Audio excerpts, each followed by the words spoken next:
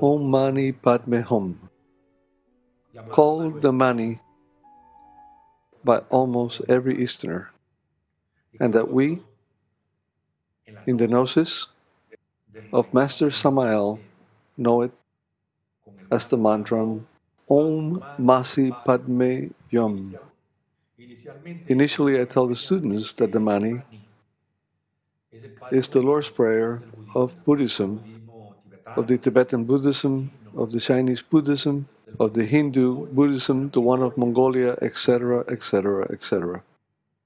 Like the Lord's Prayer in Christianity, this prayer, this mantralization, comes from the cosmic Christ.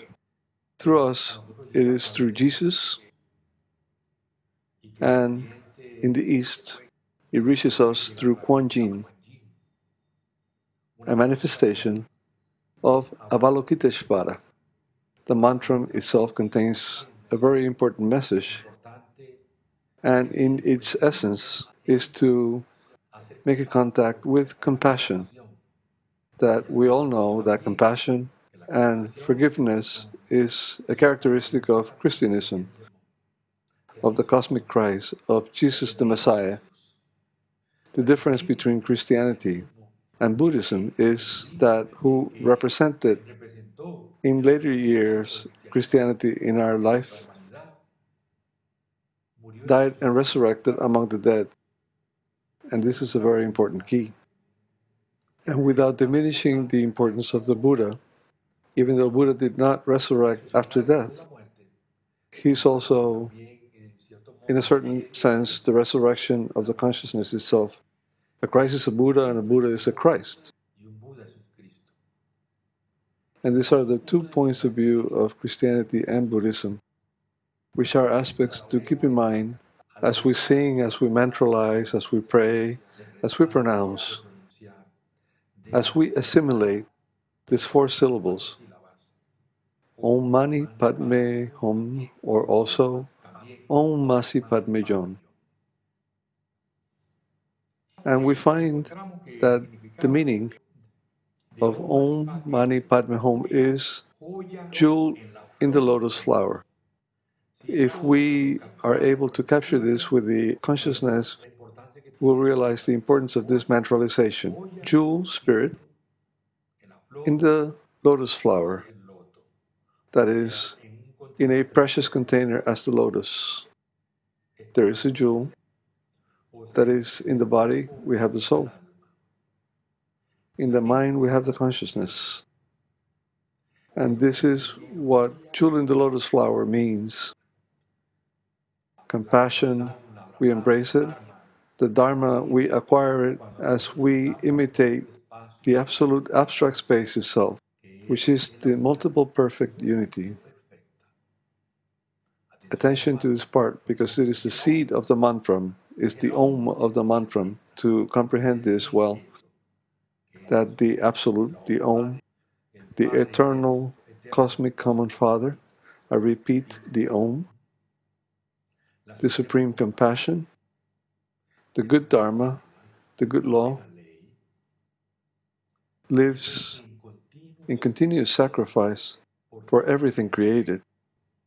In the event you feign due to your load of evil or perverse karma, let the words of Kuan Yin's mantra, Om Mani Padme Hum, reseal the pact of not falling back into cruelty or avarice, which are the characteristics of one that has become isolated, that has gotten far away from that multiple perfect unity. But let us comment about Kuan Yin a little bit. It is said that she's the one that hears the crying of the world, the one that is attentive of each one of us, incarnation after incarnation.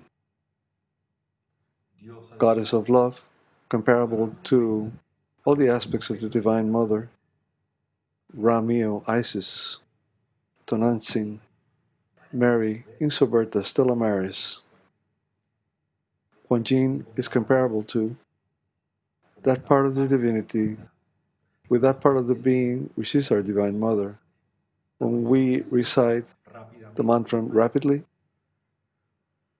it is because there is a moment of danger. When we recite the mantra slowly,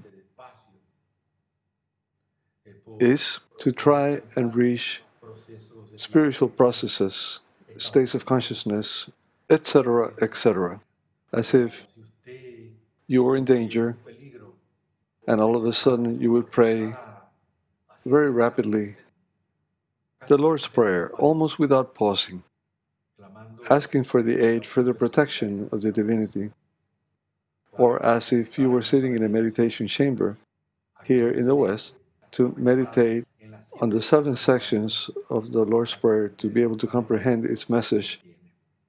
And one would do it slowly, as we say in Gnosticism, minimum in an hour's time.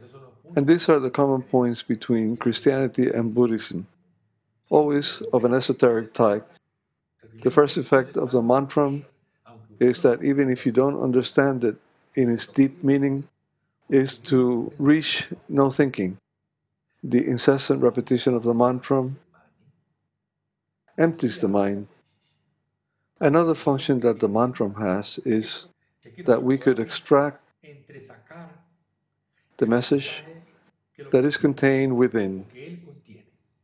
Jewel in the lotus flower, what we've understood, not in the egoic level, but in the deep level of the consciousness, so that it becomes a direct experience.